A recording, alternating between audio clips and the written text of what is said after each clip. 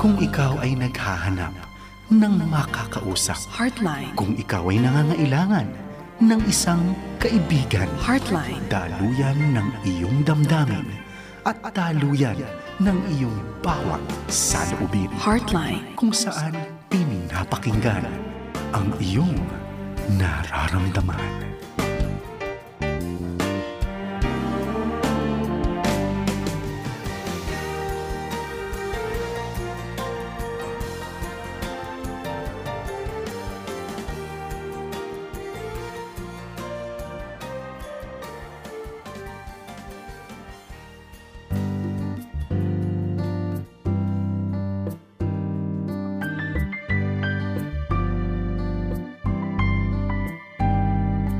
Isang mabiyaya at maaluwa na gabi mga kaagapay.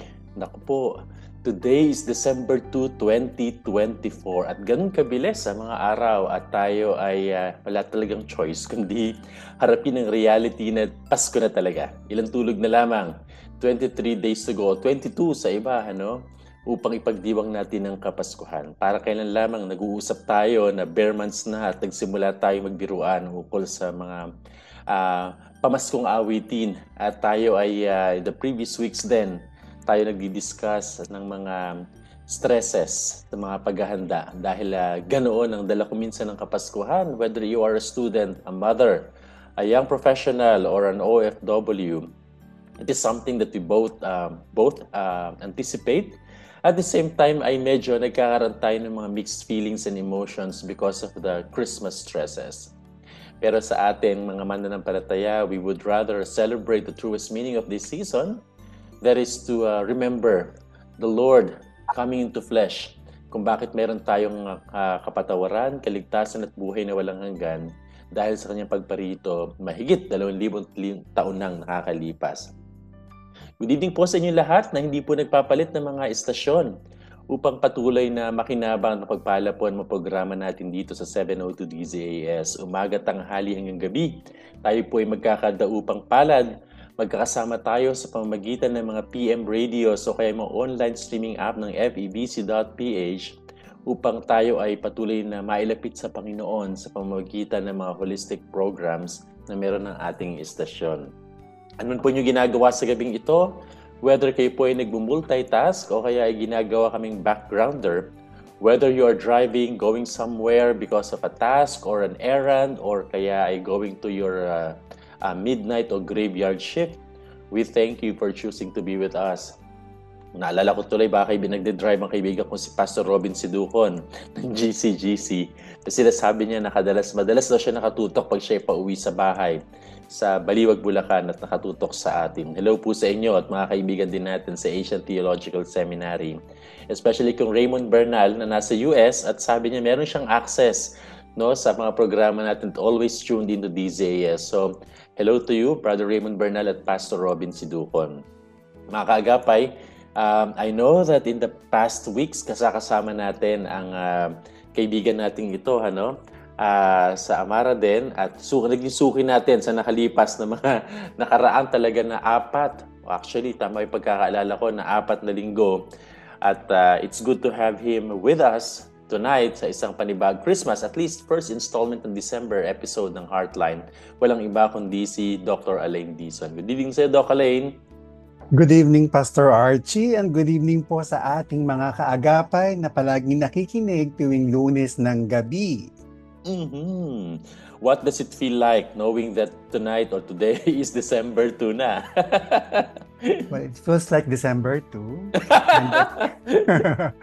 And Christmas is fast approaching. So I think I need to put up the Christmas decors. Ako lang naman kasing gumagawa noon sa amin. So it's a signal na pagdating ng December 1. Okay. So, nagkakaroon ka ba ng mga kakaibang parang observation or distinction? Di ba normally, November, pagkatapos ng undas, may mga tao nag-decorate na ng Christmas at may mga preliminary preparations na sila. Compared to now, it's really December. Nakaya mo bang ma-distinct yun o ma-identify yung kaibahan ng mga panahon lalo pag pumapalo ng December? Well, before kasi I noticed November pa lang, kahit yung mga residential areas, nagde-decor na sila, no? Mm. Pero parang ngayon, wala pa akong nakikitang masyado. Kung meron man yung mga Christmas light na hindi na tinanggal all throughout the year, Ah, ang nakikita ko. Kasi kami din, meron din kaming Christmas light nasa terrace. Parang ando na siya, hindi na siya mm, natanggal. So mm. ay iniisip ko nga, maglagay pa ba ako? Sapat na ito. Parang Pagpagin, ganun. alikabukan, ganun. Ano ba yung tawag sa So mga yun ang kaibahan. Ngayon mas late na. Mas late. Nag-iintay na ng December. Unlike before, pagpatak ng bare month, excited nang mag-put up ng mga Christmas decorations like Christmas tree, parol, at kung ano-ano pa. Mm. Napansin ko lang sa atin, pinapalampas yung araw ng mga patay yung undas, bago talaga tuloy yung magkabit. Kasi Even that, dati mm, nga yung mm, right after noon, meron na yung iba nag-start na. Pero ngayon parang napansin ko, hindi masyado. hindi masyado, no? Maliban lang kung pupunta ka halimbawa sa mga malls. Alam ko may mga subdivision din tayo dito sa Metro Manila na they always prepare or gear up yung buong subdivision and homeowners Mm, at sa mga entrances ng kanilang mga clubhouses ay gaganda, no? Sarap pasyalan. yeah. Hindi ka ba Ah, parang kaugalian na nila yun eh. Yung mga malls, tsaka yung mga ganyan, no? Yeah, right. Except for the traffic, it's good to go to malls, no? Masarap pumunta sa mga malls. Maliban na talaga sa traffic, tapos ang haba ng bayaran sa cashier. Yun yung mga hindi nakakatuwa. Actually, Kaya no. actually ayoko na, to be honest ako, kung Mm, tatanungin mo, I'd rather stay at home during this season instead of mm, going out because there are so many people already mm, going in the mall. Hindi na parang wala nang working hours. Talagang mm, kahit daytime, pag mm. mapapansin mo, ang daming tao. Totoo, napakadaming tao talaga. But anyways, mga kaagapay, kung kayo po ay bagong tutok, hindi pa po kayo late, saktong-sakto pa lamang sa kick-off ng ating Heartline episode sa gabing ito. At kung saan ipinapakinggan ng yung mga nararamdaman dito sa 702 DZAS FEBC Radio TV, Agapay ng Sambayanan. At ang nakapakinggan po ninyo ay si Pastor Archie de la Cruz at si Doc Alain Dizon, parehong licensed counselor at licensed psychotherapist mula po sa ating counseling center. Hatid sa inyo ay isa't kalahating oras ng usapang puso, counseling at mga mental health, mga day-to-day experiences natin. At tayo nga po ay napapakinggan via online streaming app ng febc.ph at sa ating cellphone app, yan ay FEBC PH Stream. So whether you are based here in the Philippines or abroad, ay maaari niyo po kaming mapakinggan. At dahil po yan sa technology at sa mga masuyo na pakikipagtulungan sa atin ng ating production team. Sila Kuya Reggie Villena, yung ating RTV team, si Kuya Wen Balatukan, at yung mga broadcast engineers na atin nandiyan sa Bukawi Transmitter site. Para po sa inyong counseling concern, magbigay lamang po kayo ng mensahe sa ating Facebook page. Okay? Matik na po ito. Facebook page 702 DZAS-Radio TV. At maaari din po kayo magmensahe sa mga mobile numbers namin ito. 0916-296-6620 para sa mga Globe users, 0999-223-5671 and 0961-784-9351 para naman sa mga smart users. Maghihintay po kami ng mga mensahe o feedback mula po sa inyo upang maging very engaging yung ating episode sa gabing ito. Feeling like Christmas and we will never know kung yung mga katanungan ba natin ngayon ay may kinalaman na sa Kapaskuhan. But ganun pa man, it's good to have you with us or joining us this evening para po sa makabuluhan na usapang counseling, psychospiritual counseling online. Okay, as before we continue, I'm sure may mga gustong i-shoutout o batiin si Doc Alain sa gabing ito na malamang naka-tune in. Okay, pasalamat. Nagkasalam ko recently, galing ka sa isang team building tama? Go ahead, Doc Alain. Yeah, that was last week. So binabati namin ngayong gabi, ang mga taga Ward Abilities Development Center. If you are tuning in for tonight, so magandang gabi sa inyo. Ganun din po may isa kong client na ano pala, nabalitaan niya na meron nga tayong ganitong program every Monday night. So sabi niya, Doc, pakisend naman sa akin ng ganyan, mga details para do lagi siya makikinig. Wow. So, sige, batiin kita, okay lang ba? Sabi niya, sige, Doc, mas okay yan. So binabati ko si Carl, aking kliyente na for since pandemic. So until now, nag-meet pa rin kami for pero ano na, mas madalang na kasi matagal na naman kami nag-umpisa. So magandang gabi sa iyo, Carl. Thank you for tuning in for tonight at yung aking mga regular tagapakinig na inaabangan pag ako ang guest mo dito. Si from Jesus Flock Church, my church, si yung family ni Sally at saka ni Francis. Ganon din ang family ni Richard, saka ni Jill at saka si Tep Tep. Magandang gabi sa inyo. At of course kay Maika, kay Mami G, Mm-mm. mga dabarkads ko yan sa AGST, Mm-mm. sa Asia Graduate School of Theology. And sino pa ba? Of course, yung ating mga tagapakinig sa Bataan, Yun. si Ate Janet. At saka nagkita pala kami sa opisina, surprisingly, ni Jonah at saka si Joshua. Mm. Okay? Kasi maridos lang nilakad. So nakakatuwa yung ang mga unexpected meeting. So if you are tuning in tonight, magandang gabi sa inyo at of course kay Japet. So ayan, yan muna sa ngayon. Oo nga, nakita ko sa Facebook yan, ano? Hello sa inyo po dyan, Ate Janet at mga kiddos po. Hindi ko naman masabing kiddos, basta mga bata ang term niyan. Mga bata dyan po sa Agape. Alright. At nakita ko rin yun na, did you say word abilities? Yes, Wordabilities Development Center. Yeah, Oh. kasama natin ng ating kaibigan na si Micah na minsan naririnig nyo rin dito sa programang ito. Wow, pamilyar sa akin ang word ability. So hello din sa iyo, Mike, at mga kaibigan natin yan sa word abilities. At may nagpapaano kasi nagpapapromote to kanina. Speaking about Christmas at mga fundraising at mga carolings, ano, yung Lord's Jubilee Christian School diyan sa may General Tino Morning Breeze, Caloocan City ay nagpapaanyaya po sa ating lahat. Kung kayo po ay taga Caloocan, Malabon. All right. One point. Malabon. tsaka sa Valenzuela. Okay. Mag-ipo na sa Kamanaba area, ipinag-aanyaya po natin na ngayong darating na Friday, December 6, 2024, ay magkakaroon ng isang Christmas concert, Pag-ibig sa Kapaskuhan, featuring Kala Willie singers and LJCS students and parents. Ito po ay gaganapin sa December 6, this coming Friday, mula 6 o'clock hanggang 8:30 in the evening sa CWM second floor auditorium ng Lord's Jubilee Christian School. Ang ticket po ay nagkakahalaga ng 500 pesos kada isang tao. Ito po ay may kasama na ring raffle.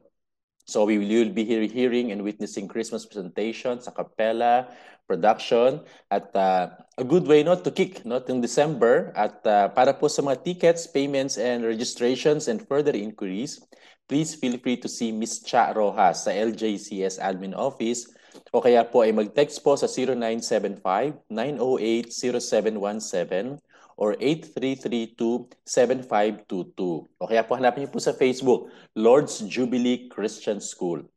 Diyan po yan sa may Morning Breeze Subdivision, Caloocan City. At gusto po nating batiin din, definitely kaya na sabi mo, yung mga listeners natin, mga clients no, sa Amara din na napagtanto nila na meron tayong radio counseling program. Si Daddy Anthony, tsaka si Angelo David Ronquillo mula po sa Mayamot Antipolo. Magandang gabi po sa inyo.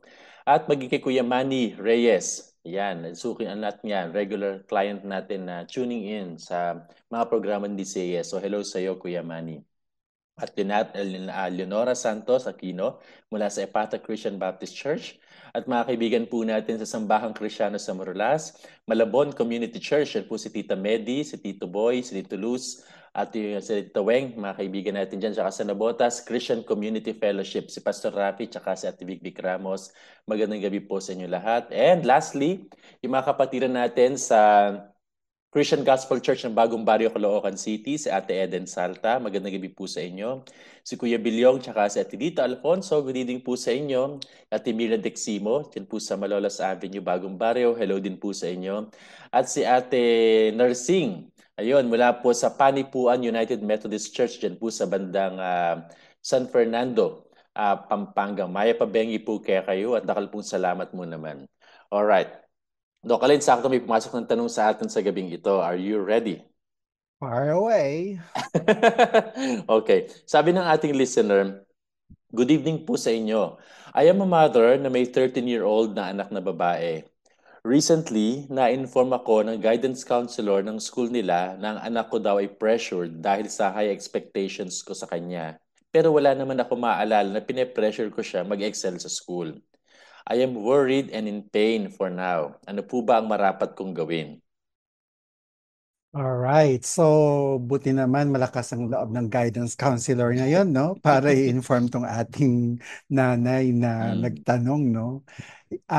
Actually, may volunteering work sa school ng church namin sa Jesus Flock Academy. Hello sa inyo, sa mga teachers kung may nakikinig ngayong gabi.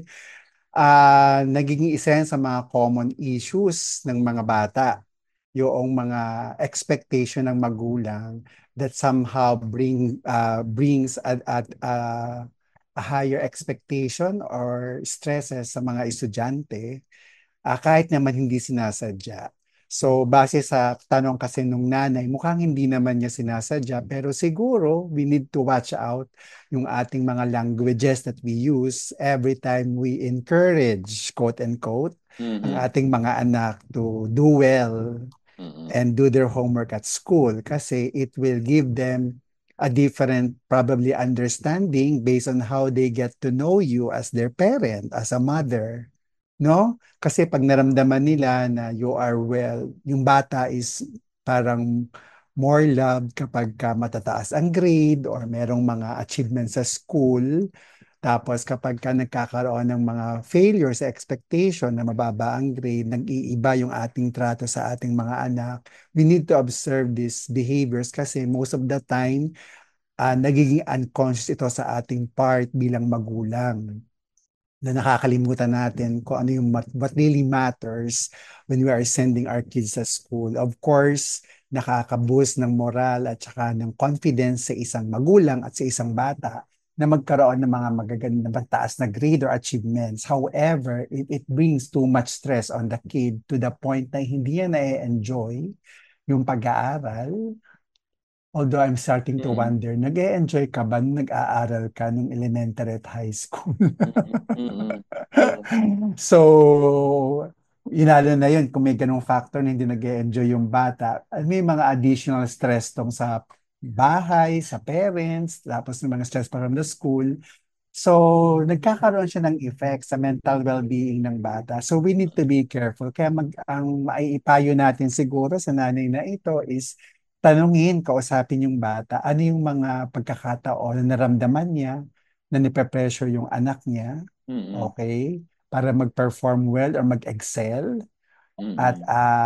hanggang saan yung kaya, yung alamin, kilalanin, Mhm. kakayahan ng anak. Kasi kung Mhm. nakikita naman niyang matalino talaga, for example, Mhm. minsan hindi mo naman kailangan ng ano ah, tawag dito, i-encourage pa more or Mhm. paalalahanan, no? May Mhm. mga estudyante kasi na talagang they really want to excel for some reason. Mhm. So alamin niya yung mga ganitong factor, ganitong mga bagay sa anak niya talaga. Kasi sabi niya, hindi daw niya maalala na Oo. nape-pressure. 'Di Mhm. ba? So, kung hindi niya maalala, ang maganda, tanungin niya yung kanyang anak, anak, at kailan ba nape-pressure ka kay mami sa Mhm. pag-aaral para, alam mo yon, maintindihan niya bakit ganon ang Mhm. nagiging effect niya sa kanyang anak. Mhm. Alam mo, tama yung sinabi mo na kanina, ano, parang ang mga guidance counselors ngayon who are actually dealing with another challenge, parang a different challenge, especially sa resiliency ng mga kabataan, let's say itong Gen Zs, mga tapos yung Alpha generation, is to really be open at magkaroon ng mga active, collaborative at participative work sa mga parents, no, when it comes to observing the children sa kanilang mga academic school performance. At Mm-mm. yung just being mere active. Kaya ngayon ba Doc, ano ba yung parang ratio for every guidance counselor, how many students are meant to be, parang appropriated or parang under sa kanyang ano. Dati kasi Well, ideally, mm, 1 is to 300 as far as I can Ah, remember mm. sa board exam. Oh. O, oo nga, Pero no. sa public school, I think it's go beyond that. It's like 1 is to 1,000, Oo. 500 pa nga yata. Oo, 500 to So 1,000. depende yan sa school setting, kung Mm. private, public, pero Mm. ideally, mas mabibigyan ng attention ng guidance counselor ang mga student kapag ka nasunod yung number talaga na 1 is Mm. to 300. I think ha, I'm Mm. not sure, Mm. pero yun ang aking naalala. Yeah. Dati nga parang years ago, no, parang bago pa natin i-consider ang board exam at the guide, ano, parang nasa 1 is to 500. And yun ang ideal sa mga private school na may kakayang magbayad ng extra guidance counselor, Oo. no? Pero sa, pero Yes. sa public school kasi, guidance counselor ka na, nagtuturo ka pa, may unit ka pa, at minsan may Totoo mga homeroom yon. advisor ka pa. So, hindi ka lang guidance. Minsan teacher ka pa. At minsan disciplinary officer pa. So, di pa prefect of discipline. Nakakalito ko minsan. But anyways, ang sabi mo, Doc, Alay, na find a way to clarify at parang kausapin yung bata kung may naalala ba siya na mga pagkakataon, mga sitwasyon, sinasadya o hindi. Mukhang hindi sinasadya. Parang yun, ano na, Yun ang dating sa akin. At saka oo. siguro, kung hindi niya makausap yung bata, pwede rin yan tanongin yung guidance counselor para Mm, kausapin kung ano yung mga nabanggit sa kanya ng kanyang anak, mm, kung ano lang, yun, hindi not the details, no? Kasi may confidentiality pa rin naman between the child and the mm, guidance counselor. mm, Yung ano, yung, kumbaga in general, na pwede niyang itanong kung mm, hindi man niya makausap. Pero mas maganda silang mag-ina ang mm. mag-usap. Totoo yun. At sana maging bukas yung bata, ano, kapag ka dumating yung panahon, nagkaroon ng perfect timing, na ang anak ay, ang nanay ay kumausap, no? Kausapin yung, yung kanyang anak hinggil sa issue na iniraise sa guidance counselor. Right. Yes. So kaway-kaway po sa mga magulang na baka mamaya unknowingly or unconsciously ay may mga issues o na yung mga anak pa nila sa kanilang schooling. Hindi ba? So may God give you grace and guidance as to how to journey with your children sa kanilang sometimes ay really pressuring no season at parang phase ng kanilang pag-aaral. At nawa yung tahanan ay maging safe haven pa rin for comfort, for resting, for support Mhm. at mga holistic provision para yung bata ay lalong maenganyong magsigasig sa pag-aaral. Alright, sabi ng ating pangalawang listener, hello po Heartline. Isa po akong OFW at nagtatrabaho bilang isang teacher sa Middle East. Single mother po ako at may isang anak na babae na nasa pangalaga ng aking mga magulang sa Pilipinas. Naibalita po sa akin na nagkaroon di umano ng paglalaslas ng pulso ang aking anak at hindi makausap ng maayos. Gusto ko na pong umuwi ng Pilipinas at hindi na talaga ako mapalagay. Habang narito pa po ako, ano po bang marapat naming gawin sa ganitong sitwasyon? Well, mahirap yung sitwasyon, no? Magkalayo sila. Mm, Pagka ganun, maganda dapat yung bata, yung anak niya, ipinapatingin na sa isang psychologist para ma-assess kung paano siya nakarating sa ganoong sitwasyon, no? Kasi nagdaslas na eh. mm, So medyo ibig sabihin nasa ano na siya nasa peak na ng kanyang suffering mentally, mm, struggling mentally. So mm. ibig sabihin siguro hindi na kinaya ng ah, ilang taong kaya itong batang ito Oo kung nga, hindi nasa niya school, sinabi, no? no? Kung nasa school baka hindi na kinaya ng guidance counselor. So mas maganda mapatingin siya para for Mm, proper assessment sa isang psychologist. However, bilang magulang, bilang nanay, so maganda magkaroon sila ng pag-uusap. Still, communication pa rin is the key. mm, With the use of technology, I think yung communication ay hindi na dapat maging issue, no? mm, Sa mga magkakalayo. Um, Dapat ginagamit nila yung technology to communicate, lalo na sa ganitong pagkakataon. mm, Ang hirap pa dito sa sitwasyon na ganito, hindi natin alam what are the factors mm, affecting mm, the child of the mother. So as a single mother, at although nas pangalaga siya na kanyang lolo at lola, Mm-mm. kasi Mm-mm. magulang ng mother, mas maganda magkaroon sila ng pagkakataon para mag-usap. Mm-mm. Kasi yun lang ang pwedeng gawin sa ngayon para pag-usapan nila ano yung mga next step Mm-mm. para matugunan ng maayos yung pangangailangan ng bata. Kasi yung mga ganyan, let's say yung purpose ng paglalaslas ng bata is kasi pwedeng self-harm lang siya. Right, Okay? posible. Oo, pwede rin naman meron siyang thoughts on suicide or ending his or her life. Or Mm-mm. her life, anak na Mm-mm. Her babae. life, yes. Oo. So, dapat yun malaman kung bakit siya nakarating or ba't niya nagawa yung ganun. Kasi Mm-mm. doon mo lang matutulungan, Mm-mm. kumbaga maunawaan. Sabi ko nga sa mga magulang, gawin yung last resort ang mga counselor, psychologist, or mga mental health practitioner. Kung kaya niyong kausapin, Mm-mm.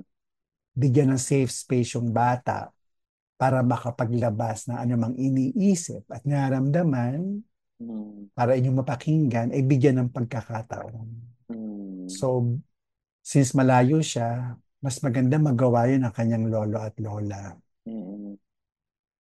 Alam mo, Doc Alin, parang ang imagine ko lang, ano, parang binabasa yung tanong na ito, no?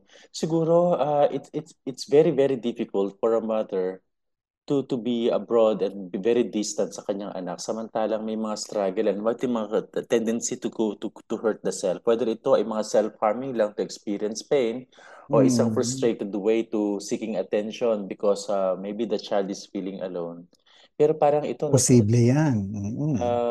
hindi lang sinabi kasi kung may mga kapatid siya, solo child, o baka may mga difficulties na pinagdadaanan o maybe yung kanya mga, maybe hindi sinabi kung may kasama yung ay, single mother ba siya?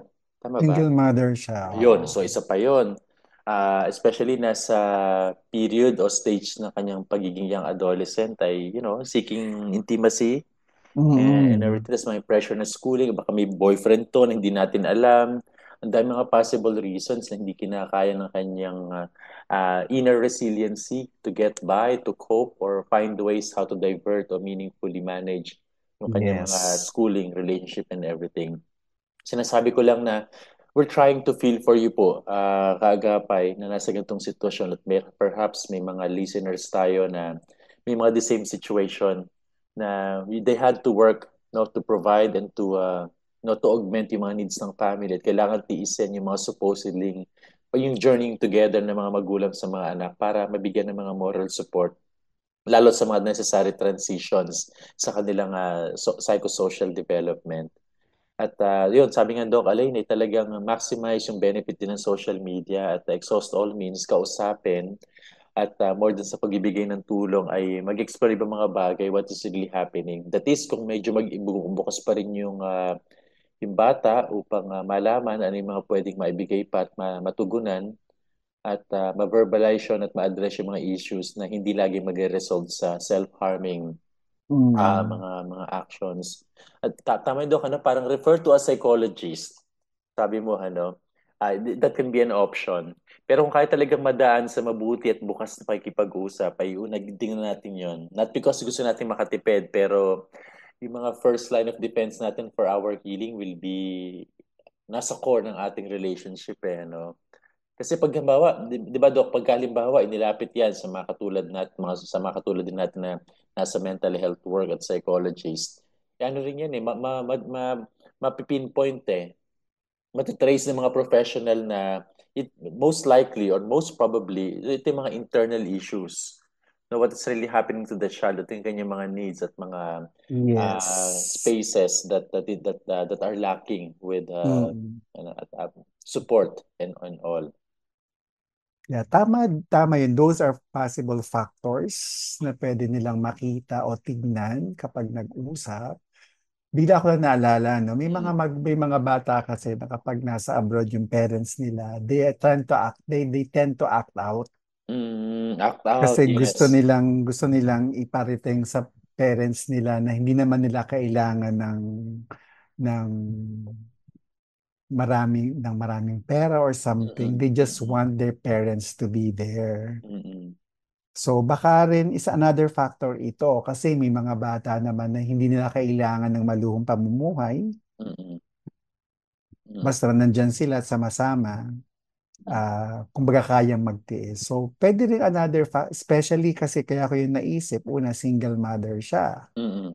So imagine yung kakulangan sa buhay ng bata na wala siyang tatay, lolo't lola lang ang nasa bahay niya, nasa buhay niya. Ngayon kasama niya, tapos may mga other possible factors pa like problems sa school. So ito Mm-mm. yung mga pagkakataon kung nag-aaral pa. Feeling ko naman kaya nasa abroad yung nanay, feeling ko, let's assume, na Mm-mm. nag-aaral. Di Mm-mm. naman yan Mm-mm. naalis kung walang matinding pangailangan para masutusan yung need ng kanyang anak, no? Mm-mm. So let's say nasa ganung sitwasyon nga. Ito yung mga pagkakataon na kailangan ng bata, ng magulang. So pwede rin yung tignan yun, yung factor na yun, yung kanya bang absence, yung sacrifice niya, Mm-mm. ano bang effect nun sa bata. Mm-mm. So Yeah. posible din yun. Ano nga ba yung pelikula ni Vilma Santos at Claudine? Anak ba yon? Oo, anak, Oo, yung parang si Claudine Barreto sa kanyang teenagers ay nag-act out. So, kung nabobokin yung ating edad nito, Archie. O bata-bata, paano ka ginawa? Hindi yon, iba Anak, anak, yon. no? Anak talaga. Anak talaga, no? Kasi si Carlo Oo. Kaikin yan, sila Serena Dalrymple. Anak nga, tama, di ba? Nasaan ka? Yung nanunumbat yung bata, ano? Nung umuwi si Vilma from Powerful yon, di ba? I think nanalo si Vilma Santos dyan ng award for very excellent portrayal ng isang nag-OFW tumuwi na she thought everything was all right because she did her best. Pero kung minsan, at pinapakita nito na it's more than just the material at mga tangible provisions ang kailangan ng isang bata. Yeah, As isa she pa thought yan that. sa naging common sa mga, hindi lang sa mga OFW, pero dun sa mga let's say may mga well-off families, Mm, they tend to provide and to give mm, more material things na akala nila yun ang need ng bata. Because I've talked to as a volunteer guidance counselor, may mga mm, estudyante ako nakakausap na what they actually need is the presence of their parents, not what they are giving. Presence of parents. Wow. Oo. Kasi Nice, no? yung sense of security mo na pagka-teenager ka, you're Mm, starting to form your identity. So how would you form a secure self-identity if you feel you're always alone? If you yeah. don't feel your parents are there to support you Mm, emotionally, psychologically. mm, 'Di ba? So how would kaya may mga lumalaki na mm, mga tao na medyo insecure sa life, mababa mm, yung self-esteem mm, because of hindi na build yung foundation ng sense of security through their relationship with their parents. Because yun nga, they weren't there most of the mm, time. Oo nga naman.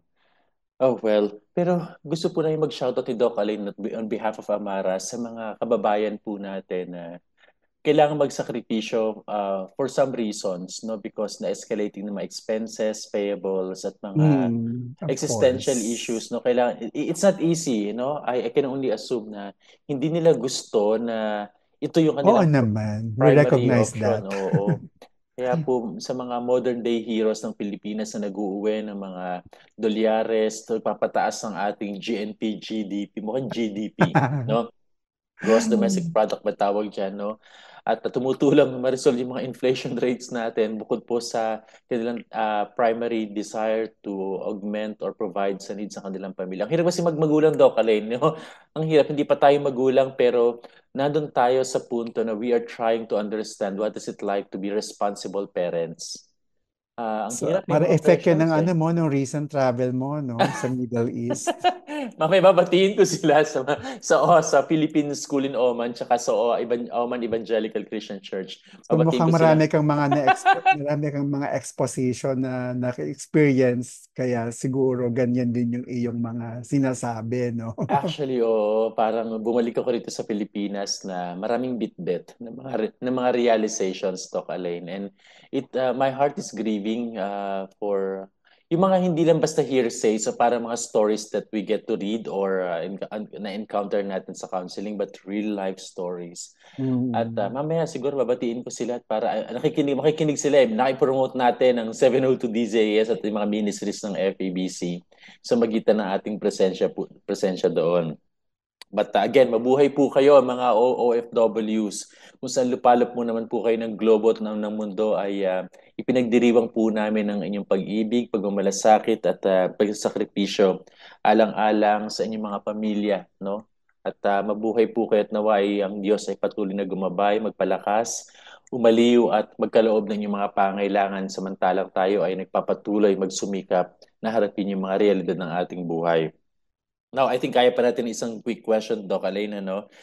Bago tayo mag-break. Ano po ba ang mainam na pampatulog kapag may insomnia ang isang tao? Halimbawa po, may isang tao na may sintomas na ng anxiety. Thank you po. From a listener. Well, let's be practical about it, no? So you need to understand your body kung mas nakakatulog ka ba pagka nakapahinga ka muna after your whole day activities, or kailangan pagod na pagod ka para makatulog ka. Oh, you need to know the condition of your body kung saan siya mas at home para makatulog ka. Another thing that you can do practically is to take a warm bath before you go to sleep, and of course iba yung fresh yung fresh ka, yung presko ka pag natulog. Laking factor din yon. Pangalawa is try to drink warm milk even regardless of your age, and try to avoid using your gadgets at least an hour before, yung iba nga 2 hours before, to slow down. Kasi yung ating brain pala, kailangan din niya ng slow process going to sleep, going to rest. So mas makakatulong pala na makatulog tayo kapag yung ating brain slow down din yung nagiging activities niya habang papagabi. Instead na you're still using it. Aray ko naman. Oo. Aray ko naman. Ganun din yon, depende yung paggising mo kasi. Kapag I've read this journal kasi based on research, na yun palang effect ng ating gadget. Paggising mo, yun agad ang titignan mo, yung mga social media and everything. It requires pala too much effort for the brain to absorb the information that you are watching and reading. So kumbaga may parang remember 4 phases yung brain natin para makarating dun sa rurok, dun sa paapat na phase wherein yung brain natin is being maximized through the use of through our daily activities, kung ano man yung trabaho mo. So pagising, it's much better na hindi rin siya agad ginagawa. Hindi ka muna nagpo-phone. You take at least an hour nga or 2 daw before you engage in your social media pagkagising mo. Kasi it will affect the way your brain functions for the entire day. That will actually definitely had an effect pag patulog ka na sa gabi. Kaya maraming mga taong nakakatulog because of that. So, yun yung mga bagay, mga practical na pwede mong gawin. At pag hindi ka makatulog, dahil sa mga iniisip mo, sabi mo may anxiety ka, anxiety nang gagaling yan sa isip ng isip, no? So if it's not too much for you to do yung magsulat, isulat mo yung mga naiisip mo, no filter, sulat lang ng sulat, then try to read it. Somehow it will take your thoughts outside your head, and by reading what you have read will give you an outside perspective. Then ask yourself, ano ba yung mga evidences that these things that you are thinking is going to happen or not. Then if not, you can rest your mind and try to get some sleep, no? So wag mo i-force yung self mo. Tutulog ka, higa ka, ipipikit mo yung mata mo and forcing yourself. No, it will not work. It will actually put too much pressure on your brain. So instead, do something relaxing like reading. Okay? So yung mga ganon. I think nabasa ko rin yan eh. Yung mga, ang tawag pala doon yung mga slow mornings, Doc, ano? Yung parang when you wake up in the morning, yung transition from being unconscious to conscious, Yes. it does a lot of damages kapag tayo ay naka-ano kagad, naka-gadgets. At Mhm. that's why kaya pala tayo ay mabilis mapagod, mabilis ma-drain in the middle of the day. Okay, parang hapon pa lang, ay parang ubos na Yes. tayo. That's very, very interesting, which I believe, karamihan sa mga kaagapay natin yung naging guilty, no? Sa ganitong klaseng kasanayan natin na nagiging passive tayo sa mga implications at negative impact ng too much exposure right after we wake up or before we get to sleep. No? Akala natin Yeah. ito yung mga providing insomnia pero it does a lot of damage to the brain din pala. Yeah, yung mga pag-respond mo sa mga messages. Ang sa akin kasi parang if it's really that important, Mm. people will keep sending you messages. Mm. Okay? Hindi mo kailangan siyang i-attend agad-agad or sagutin agad-agad. It can wait. Mm. You can The wait. problem with us is parang pag may nag-message, sagot agad. Mm. Parang that's why I developed ako talaga, pag hindi mo ako nakakausap or hindi mo nakita online sa morning, is because it's not yet my time to go online. So it's a matter of disciplining the self and doing it on a Yes. regular basis parang ay commitment, no? Discipline and Oo. commitment. Sana all. Well, it's a habit that everybody should consciously put some effort to develop. Mm, Otherwise, it will caught you later. mm. So kaagapay, ikaw na nagbigay ng katanungang ito. Napaka-practical ng binahagi ni Doc Alain, ano, mga practical, karamihan dito ay mga biophysical conditioning, no, to ensure that you will have a good and restful sleep. Maraming mga pagsasaalang-alang ng mga routines, oras, practice at discipline na gagawin natin for a period of time para maging habit, no, ang mga kasalayang ito para hindi na kailangan mag-resolve sa pag-inom pa ng mga pills na kadalasan yung over-the-counter lang naman, okay, magsangguni pa. Pero in the occasion na parang may mga disturbing thoughts, yun ni Doc Alain ng mga invitation then to seek professional help like counseling, therapy.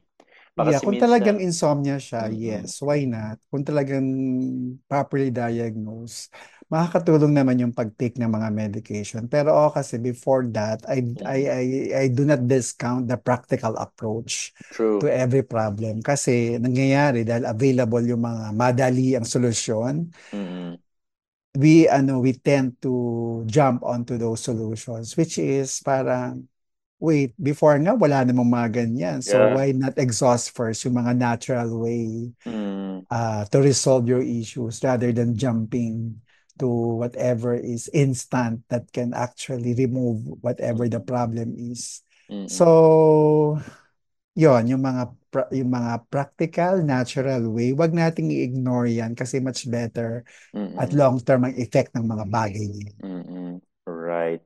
Huwag natin ignore mga bagay na ito and we will not discount yung mga practical ways how to deal with ito mga ganitong klase mga experiences like insomnia feeling, insomnia-like conditions at situation.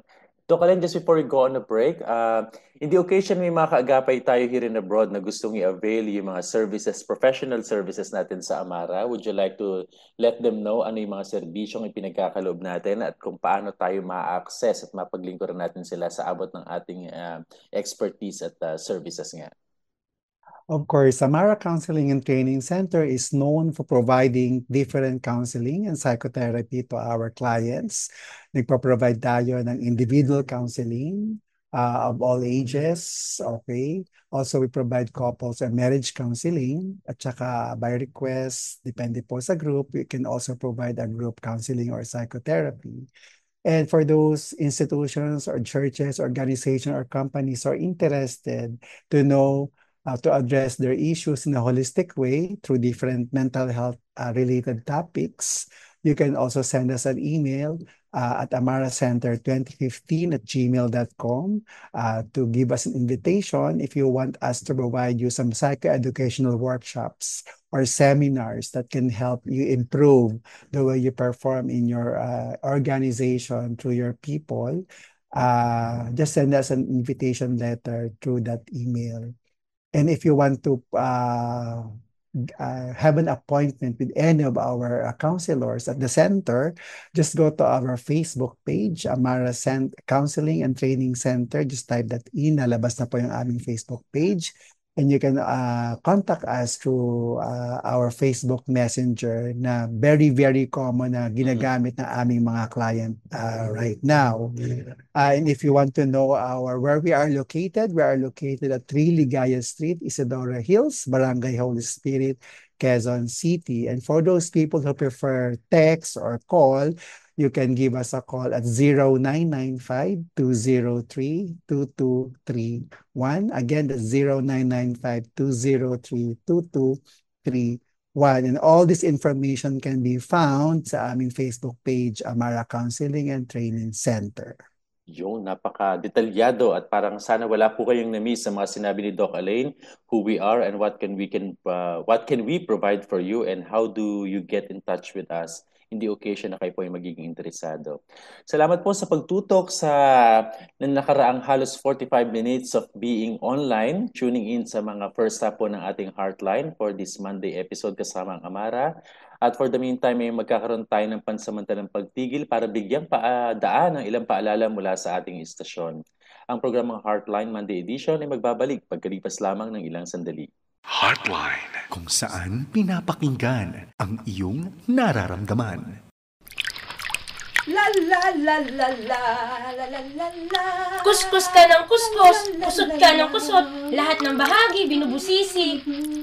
Aba, syempre naman. Dahil para sa akin, hindi pwede ang makapit na mancha at dumi sa damit. Mitikulosa kasi ako pagdating sa paglalaba. Ganun? Kaya naman, hindi pwede ang pwede na. Ang puti, dapat pinakamaputi. Ang iyong puso, ganito rin ba kalinis? Metikulosa ka pa ba pagdating sa pagpili sa tamang desisyon mo? Sa paglalaba, kitang-kita mo ang dumit mancha. Sa iyong pamumuhay, ganito ka rin ba? Suriin ang sarili dahil ang pagbabago ay hindi pa huli. May pag-asa, kaibigan, at sa Panginoong Hesus ito matatagpuan. Ito ang 702 DZAS. 702 DZAS. Agapay ng sambayanan na napapakinggan sa buong mundo sa FEBC.ph sa pamamagitan ng Microsoft Media Server Technologies at ng Bitstop Computers. Heartline, kung saan pinapakinggan ang iyong nararamdaman.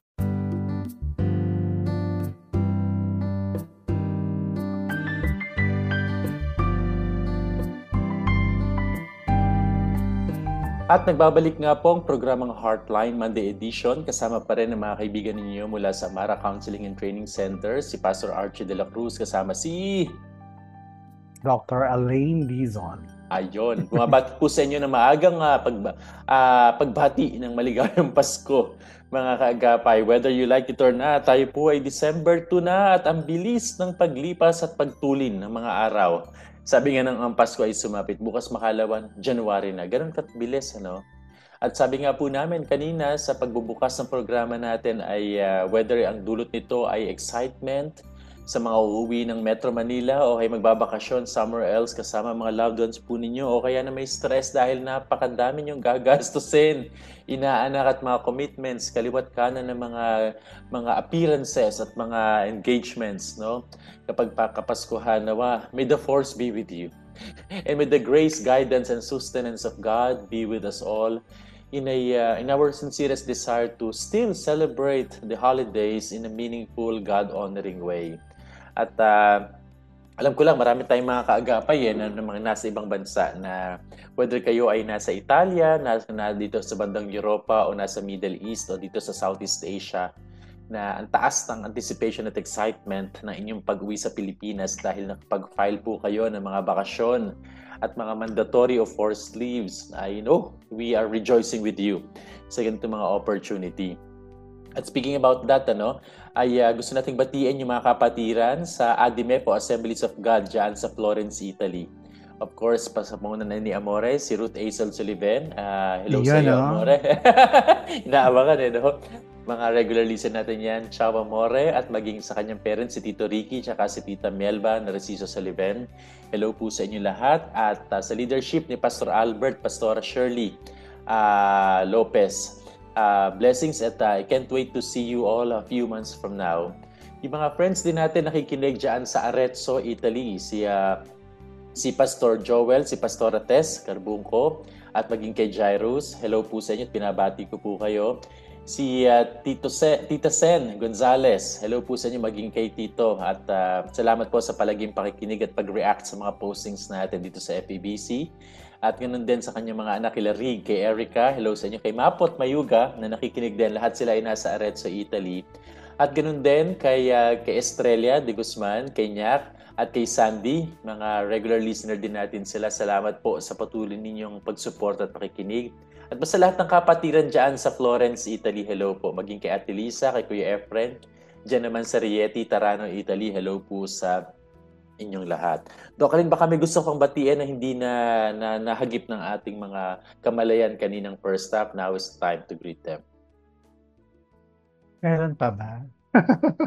Meron pa yan. Of course, I would like to greet my senior pastor at Jesus Flock, si Pastor Jerome, at saka si Pastor Eric, at of course si Pastor Abel, kailang mga anak si Paul, si Stephen Paul, Pastor Paul, and sino pa ba?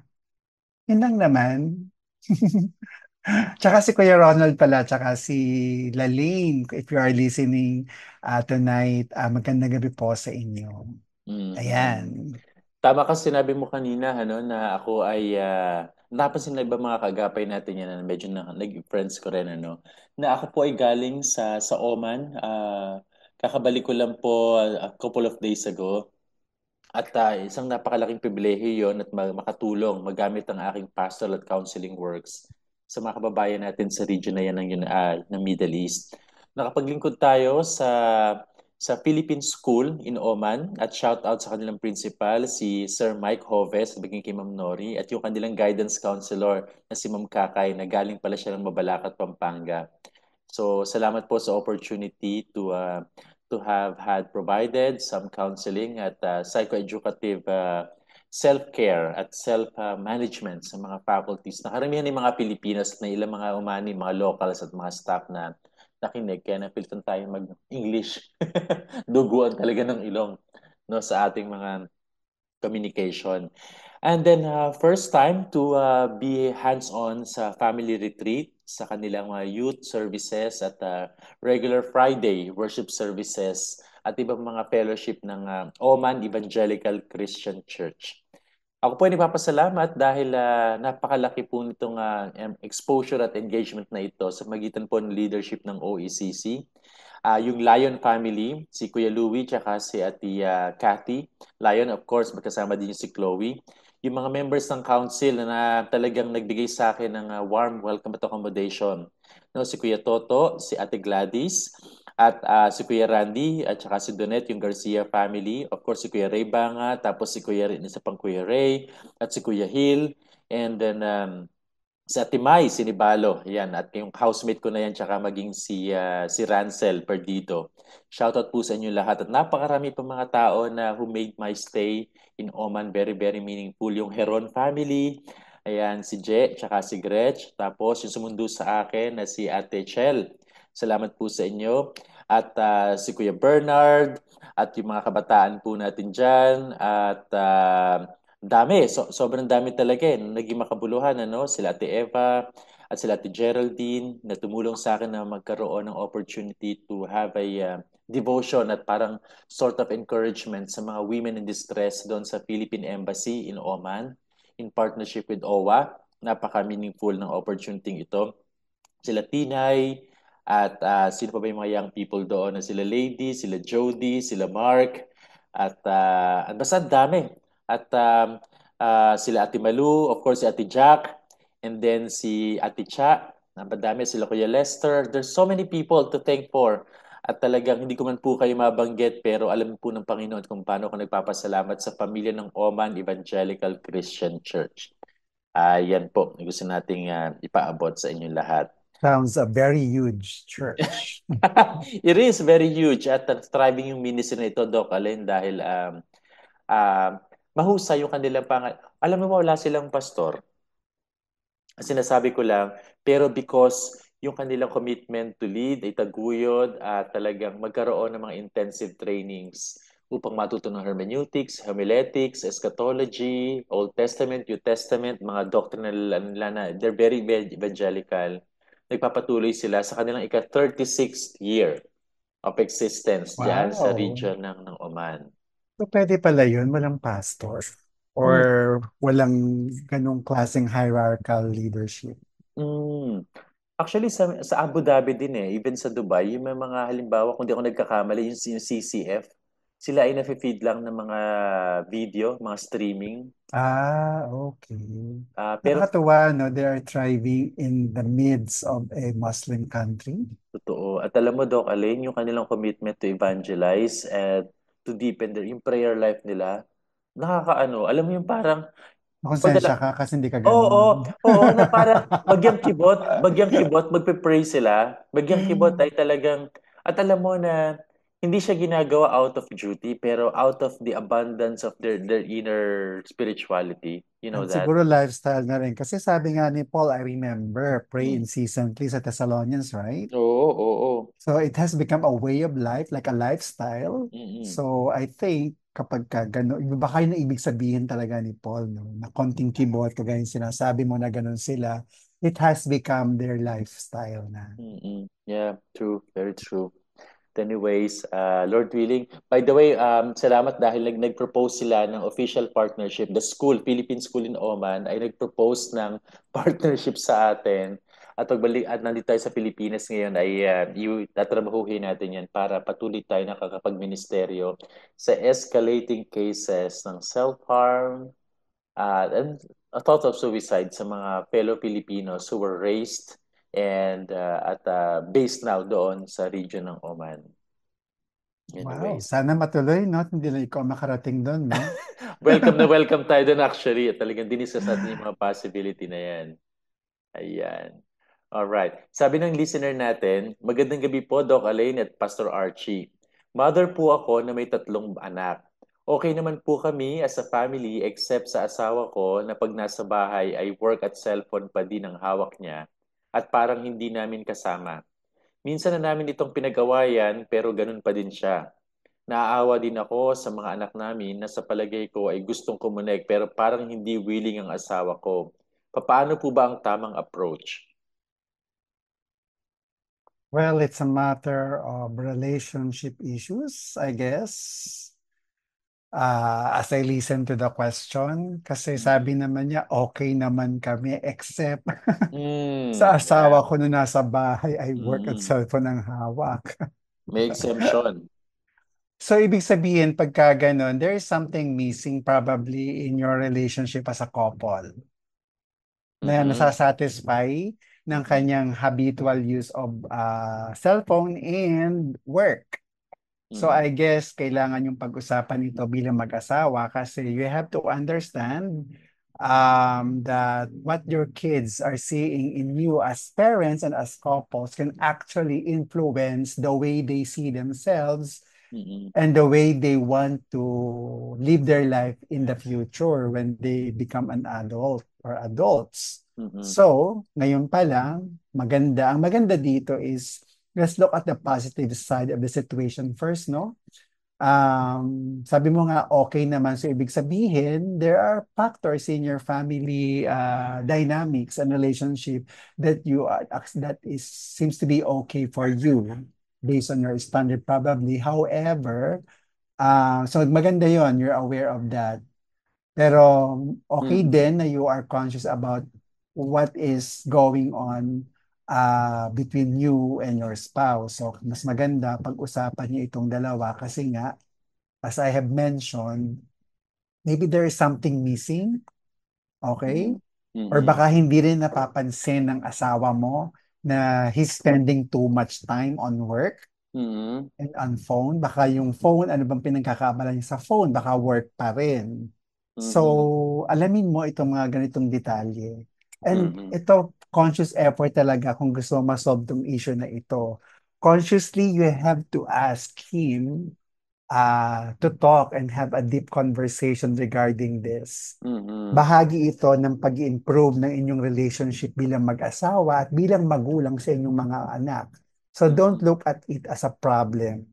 Mm-mm. Take it as a challenge that is Mm-mm. actually an opportunity for you and your family na kapag ka nalagpasan nyo will bring you closer and will help you also to mature as parents and also to grow as an individual person within the context of your family. So Mm-mm. maganda rin na i-approach natin ang mga ganitong issue in a more positive way. Hindi yung para siyang negative all the time. So Mm-mm. let's reframe this situation in such a way na it will give you a more positive approach. So we call it sa counseling po ng reframing yung Your framing, situation. right? Okay, and looking at the positive side, which you already did by saying na okay naman, except. So, ibig Mm-mm. sabihin, may mga na-observe ka ng unacceptable. Mm-mm. So, I still believe na wala namang hindi naaayos Oo, sa agree. malalim at maayos na usapan. Mm-mm. Siguro, bigyan mo lang ng pagkakataon ng isa't isa na makinig Mm-mm. because listening is a difficult task. All right. It's Look, either we listen to respond mm-mm. instead of listening to understand. Mm-mm. Mas maganda po yung pangalawa, yung we listen to understand so that we will respond correctly. Mm-mm. That brings healing sa relationship later on. Okay. Kay Doc, please can you elaborate ano ba yung I have a message to also.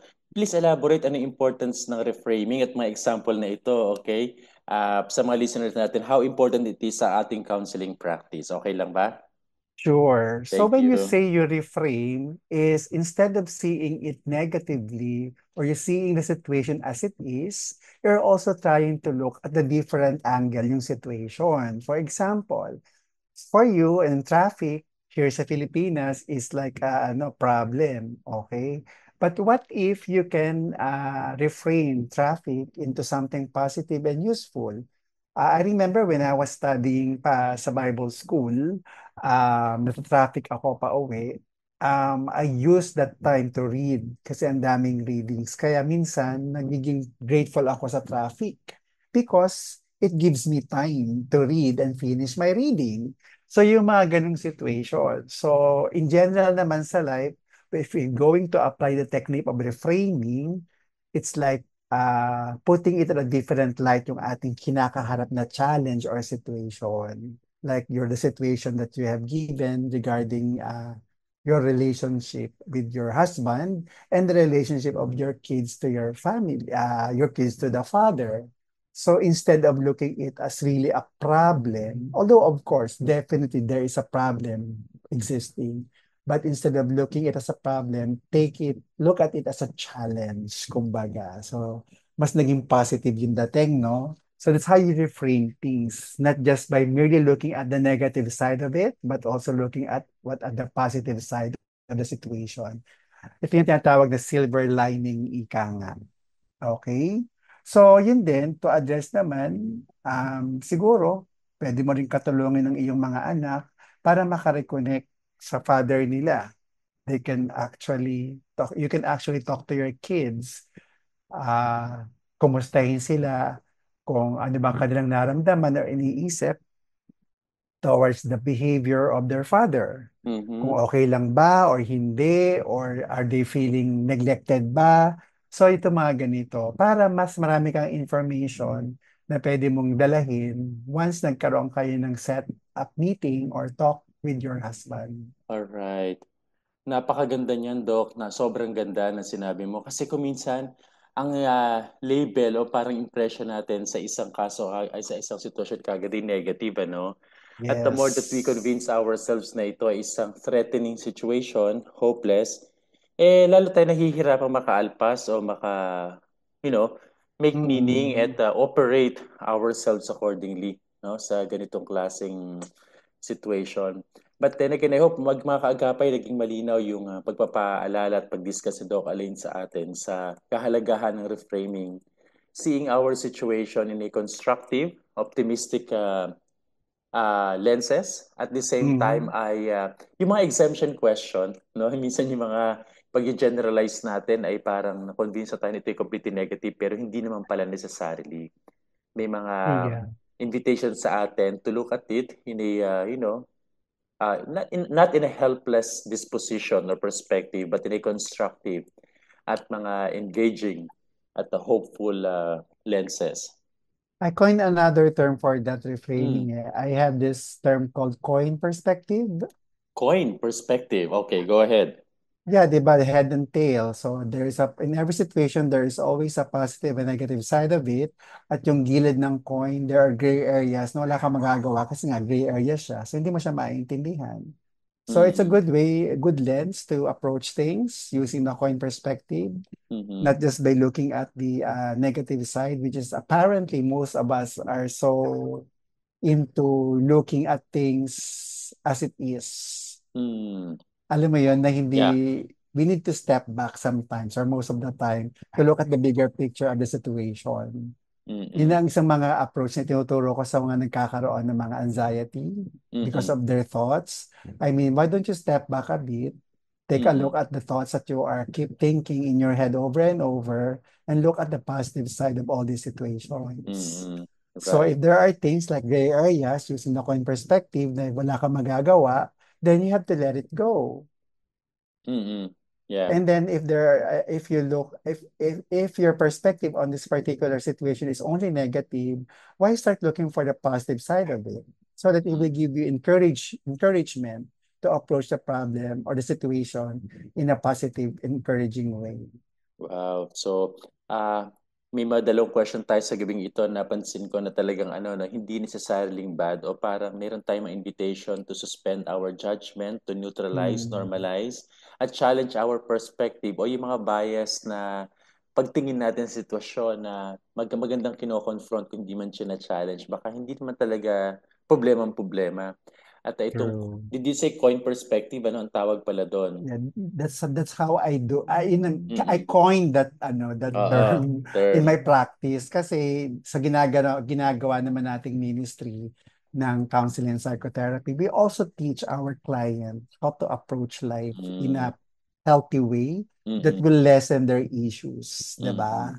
And in my practice for more than a decade of doing this, I have come to come up with my own pero Mm-mm. based pa din naman sa ating mga na-acquire na knowledge and skills during our training sa ating pag-aaral. Mm-mm. Nice, nice. Thank you, Doc Alain. At sana naging malinaw yun sa iyo, kaagapay, na nagbigay ng katanungan sa gabing ito.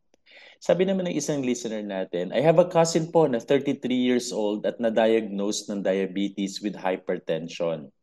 Na-depressed po siya, actually. Maliban sa pag-convince na lumapit sa counselor o psychologist, ano po ba ang maaari kong gawin na maitulong sa kanya? So, meron siyang Diabetes with hypertension. hypertension. 33 years old. Di naman sinabi kong single or married. Well, normally, yung mga ganitong, do we consider ba diabetes as life-threatening disease or illness ba? Kapag pag nag-coexist with another feeling ko, with another Okay. illness, so Yeah. comorbidity ating tawag dito. Coexisting Mm-mm. illness or Mm-mm. comorbidities, tama. Anyway, normal po sa ating mga tao na kapag na-diagnose ka ng something that is threatening to us, to our life, like Mm-mm. diabetes and hypertension, for example, normal po maging reaction na magkaroon somehow ng depression na tinatawag. Mm-mm. It's Mm-mm. because you are scared about what you have found out about yourself. There's also some uncertainties that naramdaman mo during your situation because you'll never know what's going to happen now that you have this kind of chronic health condition. All right? Kasi yung Mm-mm. diabetes, hindi naman siya nagagamot, but it can be managed. And if you have hypertension at the same time, so ito yung mga signs and symptoms nito can actually cause us to think negatively in a way that can bring us into a depressive mood. Mm-mm. So normal po ito. Ngayon, ang pwede mong gawin kung hindi ka convinced na lumapit sa isang counselor psychologist is to, again, kagaya ng binanggit ko kanina, why don't you look at this challenge? Health challenge naman ito in your life in a positive way. Take it as a challenge. Baka may kailangan mga baguhin sa lifestyle mo. So make it as your motivation to start living a healthy life. Ika nga. Like for example, you're not into exercising or to physical activities, then use this diagnosis to you to improve your lifestyle by starting routine of having an exercise, pagbabawas ng mga pagkain na hindi nakakatulong sa iyo to maintain your health. Okay? So these are the things that you can do. But it can also improve yung mental health mo, okay? Because sabi nga nila, when you do some physical activities and exercise, actually it can give you endorphins. And Happy endorphins makes you hormones. happy, yes. So, and happy people can actually function in a happy, healthy way every day.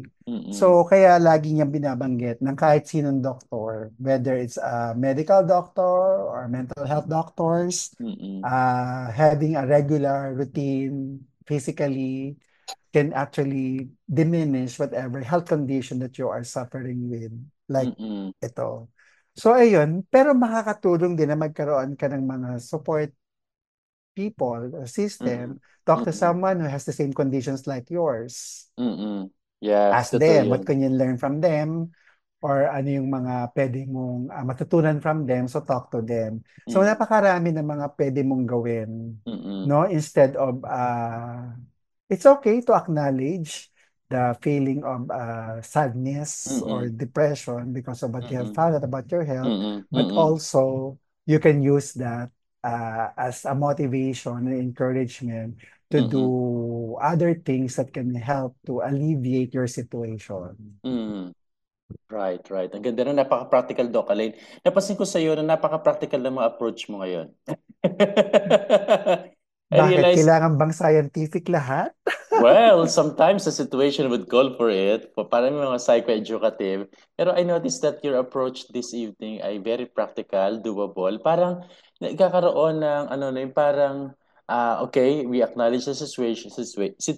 We're not downplaying it, but there are ways how to normalize, neutralize, and find effective practical ways how to deal with it without necessarily parang escaping from it or parang denying it. Totoo.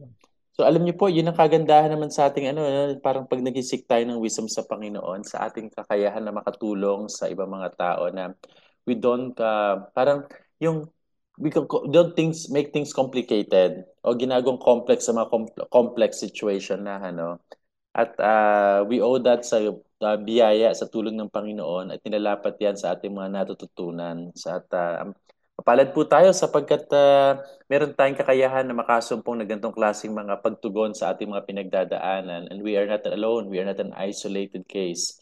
At meron tayong pwedeng makatulong by sharing our best practices din, our testimonies, at yung mga pagpapayaman ng ating kaisipan para ito hindi man ma-normalize. Okay, hindi man ma-normalize ay parang magkaroon ng mga practical ways to deal with the very issue itself and to normalize, neutralize either of the two. Well, siguro kaya mo napansin na practical ang approach because I realized in our practice, sabi ko, why do we have to complicate things? Parang naiisip ko lang, based on my previous counseling experience, psychotherapy experiences with my clients, why don't we have to make things complicated agad-agad? What if we can resolve these issues in a practical, easy approach that we tend to overlook? Yeah. Because that would be our challenge, tayong mga mental health practitioners, because we keep learning and we're learning a lot of things based on our profession, sa mga bukod pa yan sa mga inaral natin, nag-aaral pa tayo. The more we get to know things, the more we sometimes overlook the simplest solution. So naging approach ko na lately, now before I go there, what if we try first the most practical, the easiest way to do this thing? What if this will work? So, hindi mo na kailangan i-complicate pa yung mga bagay-bagay. Diba?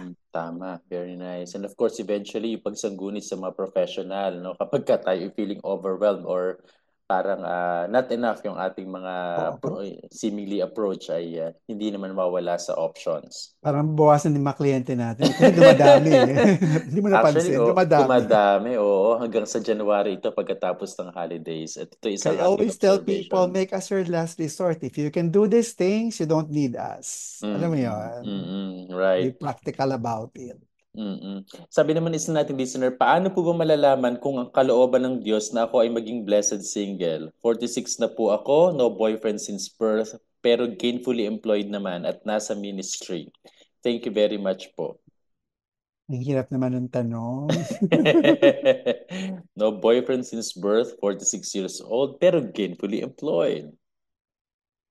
Well, we continue to seek nga His kingdom first. Sabi nga sa Matthew 6:33, and everything else will follow. So Mm-mm, siguro dito papasok yung journey mo with through your faith with Him, continuously seeking yung will niya sa iyong life. Okay? But mm-mm, sometimes we don't need to be too much spiritual about these things. mm-mm, mm-mm, Minsan kailangan ng may balance about the practical approach in life. Baka naman meron dyan na mm-mm, nagpaparamdam sa'yo na hindi mo napapansin. mm-mm.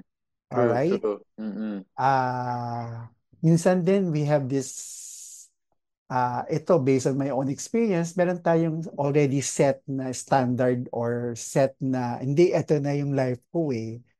Baka ito na talaga. So minsan we have this tendency to be too caught up with our own, ano bang tawag doon? Hindi naman standard eh. Yung parang nakokontento ka sa kung anong meron ka ngayon na sometimes naging hard na sa atin maging open sa mga possibilities. So on the practical aspect of it, be observant, be conscious about the people that you are dealing with every day. Baka naman isa sa mga yan pala ay para sa iyo. Okay? Lalo pat sa ministry, karamihan sa mga nakikita, witness ko na yung mga testimony nila, they met their partners in doing the ministries. Okay? So, ano pa ba? Kasi yun na yun, yung seeking, okay? Naging aware ka sa mga taong nakakasalamuha mo, maging aware ka sa ministry that God has entrusted you. Alright? But paano malalaman kung talagang yun na yun? Siguro pag meron ka ng contentment. Minsan kasi pag kontento ka na, happy ka na sa life mo in serving the Lord. Sometimes biglang may gagawin kakaiba si Lord. So, maging ano lang siya, hindi mo siya maging center of your attention or focus in your life, yung seeking for a partner, because I still believe na kung will ng Lord yan, He will present to you yung daan, yung path, or yung person mismo. Okay? Pastor Archie? Thank you for that, Doc Alain. Any practical tips ba halimbawa for some people na nasa ganung state, patiently waiting, prayerfully waiting for them? Kasi yung parang they're waiting for some breakthrough para naging optimistic. They Mhm. try to beautify themselves or really trusting the Lord. Uh, any practical tips for them to make sense or maximize yung kanilang mga waiting season o parang trusting season? Kasi pag nagwe-wait ka, hindi ka naman nagwe-wait na wala kang ginagawa. Yeah. You have to wait, when you wait, you have to wait productively. Productively, meaningfully. Yes, productively, meaningfully. So make use of your waiting time sa mga bagay na you believe God has called you to do. Mm. So that is based on my experience na rin kasi ako as a single person, people are asking me, are you open ba? Sabi ko, yes, if I know in my heart that the Lord is Mm-mm. leading me to this person to be with, then of course, Mm-mm. doon ako gagawa ng mga ways how to get to know the person, yung mga ganong Mm-mm. possibilities. Pero habang wala pa, I know in my Mm-mm. heart yung level ng desire ba is there. So Mm-mm. ito mga ganitong bagay ang titignan mo sa self mo kasi to be honest with you, Mm-mm. when people are asking me, anong secret, Doc? Or Mm-mm. bakit you look so uh, Mm-mm. young and fresh. Sabi ko, Mm, siguro factor yung happy ka and contented sa kung anong meron ka. And at the mm, same time, you're also dreaming, mm, longing, having these goals in mm, life na whether mm, mangyari siya or hindi in this life, I'm mm, okay. I'm I happy. see. Maganda no, parang we don't wait passively. We wait actively at meron tayong ginagawa meaningfully. Yun ang sinasabi mo, Doc, ano? So I continue on serving through this ministry, but I also continue looking for, hindi naman looking, but Mm, open for opportunities to meet people. I see. Right. Opportunities to meet people. At Mm-mm. napaka-importante ng mga bagay na ito. So, minsan din kailangan mong mag-get out of your comfort zone. Okay? If you're Mm, really seeking, especially doon sa nagtanong sa atin, mukhang she is really hoping and mm, expecting na mm, magkaroon, no? mm. Yeah. Right.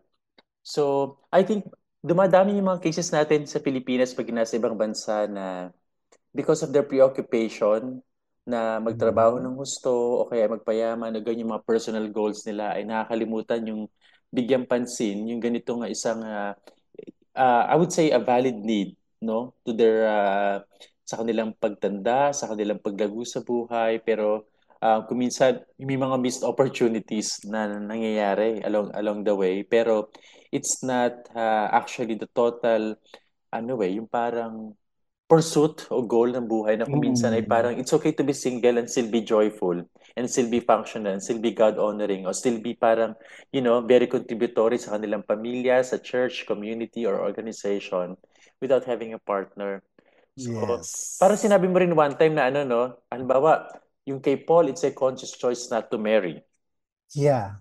'Di ba, no? Ito ay isang conscious, ibig sabihin, merong opportunity pero pinili niyang maging single for some reasons na let's say eschatological. Na Meron bang parang opportunity binanggit si Paul? Parang well, wala wala. naman. Actually, wala. Ito is ang tawag diyan ay hermeneutics of possibility. Kasi walang sinabi yung Bible, pero why he didn't get married when in fact he can, 'di ba? Yeah, the more na pag nagkita na kami ni Paul, siya una kong hanapin pagdating sa langit. Hindi ba si Eva kasi parang how come? Hindi, si Paul talaga. Si Paul, what did you ask him? What did you tell him? Yung struggle niya mismo sa Roman 7. Ayun, right. The Roman 7. O mga kaagapay, meron kayong assignment, especially if you're seeking, praying, and trying to make sense of the 'Di ba? ambiguities of life. Napaka-cryptic kasi ng mga pagsusulat niya about the struggle, which is Mm, okay lang naman na hindi niya pa alam. mm, Baka very private din siya pagdating sa kanyang personal issues, no? Correct, correct. So far, Doc, alin yung pinaka-last question natin sa gabing ito? At again, ano ba yung bago tayo magtayo manalangin? At nagpapasalamat tayo sa mga listeners natin here and abroad, nasa Italy, nasa Oman, nasa Singapore and Hong Kong. At meron pa, minsan may access din sila sa Australia, by the way. Meron nag-testimony sa atin dyan. Salamat po sa inyong pagtutok sa amin sa gabing ito. At muli, bibigay po ni Doc Alin yung contact information ng Amara at in case of some of you will need professional help other than yung mga practical tips that he has generously given us tonight. Ano yung mga bagay na contact information na dapat lang tandaan should they need counseling, training, therapy, mga consultation, whether online or on-site, Doc Alin. Alright, hindi ko na pahabain, Pastor Archie. Just visit Mm-hmm. our Facebook page, Amara Counseling and Training Center, and all the information na kailangan niyo pong malaman, email, number, address Mm-hmm. is there on the page. So please don't forget to like our post and follow us. And also, you can get in touch with us with any services that you might think we can provide sa inyo through our Facebook page Messenger. So just send us a message. Mm-hmm. Right? All right.